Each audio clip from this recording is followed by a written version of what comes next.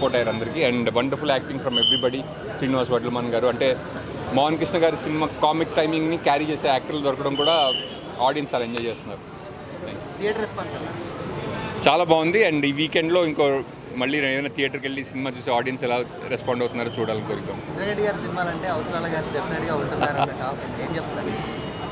ప్రస్తుతం వరకు ఉన్నాను, ఫ్యూచర్లో సంగతి తెలియదు.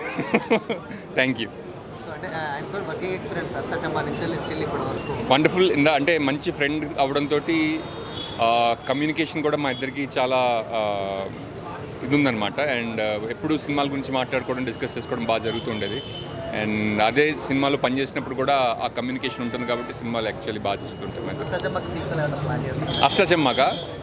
అష్టాచెమ్మకి అనుకున్నారు అప్పట్లో. యాక్చువల్లీ అది ఆయన దగ్గర కథ కూడా ఉంది, ఆయన్ని అడగలేదు. బాగుంటుంది కదా యాక్చువల్లీ. మీరు అందరూ ప్రెషర్ చేయండి, నేను కూడా చేస్తాను. ఒక కథ కూడా ఉంది, రాసుకున్నారు ఆయన. అది చేస్తే బాగుంటుంది నిజంగా. యా, నాకు కూడా అంటే చాలా న్యూ ఎక్స్పీరియన్స్ అండి. చాలా ఎంజాయ్ చేస్తూ చేసిన పాత్ర. Thank you. సారంగపాణి జాతకం అద్భుతమైన సినిమా ఇప్పుడే చూసాం. ప్రియదర్శి గారు, ఎందుకంటే మోహన్ కృష్ణ గారు మళ్ళీ అష్టాచెమ్మ మీ తరహాలో ఒక పూర్తి స్థాయి వినోదాత్మక చిత్రాన్ని ఇచ్చారు. శివలంక కృష్ణప్రసాద్ గారు ఒక అద్భుతమైన చిత్రంతో మళ్ళీ ఆయన కంబ్యాక్ సినిమా అని చెప్పొచ్చు. ఈ 15-20 రోజులు లేదా నెల్లాళ్ళు కుటుంబాలన్నీ ఈ వేసవి సెలవుల్ని ఈ సినిమాతో ఆస్వాదించాల్సిందిగా అందరినీ కోరుతున్నాం. ఇందులో హీరో ఫాదర్గా పినాకపాణి పాత్ర నాకు ఇచ్చి నాకు కూడా ఒక స్థిరమైన అవకాశాన్ని ఇచ్చినందుకు ఇంద్రగంటి గారికి, శివలంక కృష్ణప్రసాద్ గారికి నా ధన్యవాదాలు. అద్భుతం అండి. ఫ్యామిలీ సినిమా ఇది. మన కుటుంబాలు, పక్కింటి వాళ్ళు, ఆ పక్కింటి వాళ్ళు అందరూ కలిపి పొలోమని వెళ్ళిపోవచ్చు సినిమాకి. అంతే, అద్భుతంగా ఉంది.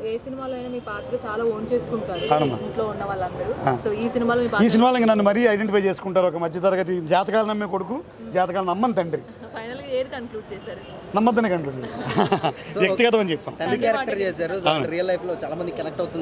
చాలా కనెక్ట్ అవుతుందండి. చాలా చక్కగా కనెక్ట్ అవుతుంది. మంచి అవకాశం ఇచ్చిన ఇంద్రగంటి గారికి నా కృతజ్ఞతలు తెలియజేసుకుంటున్నాను. శివలంక కృష్ణప్రసాద్ గారికి కూడా థ్యాంక్ యూ. అవునండి, అద్భుతం. మనకి అందరూ ప్రతి క్షణాన్ని అంటే ముఖ్యంగా వెన్నెల కిషోర్, ప్రియదర్శి, వైవాహర్ష ఈ ముగ్గురి కామెడీని మాత్రం అది యూనివర్సల్. ఇంకా అన్ని దేశాల్లో ఎంజాయ్ చేస్తారు తెలుగు వాళ్ళు. అలాంటిది ఏంటంటే అలా ఎవరిని వ్యక్తిగతంగా విమర్శించింది. Thank you.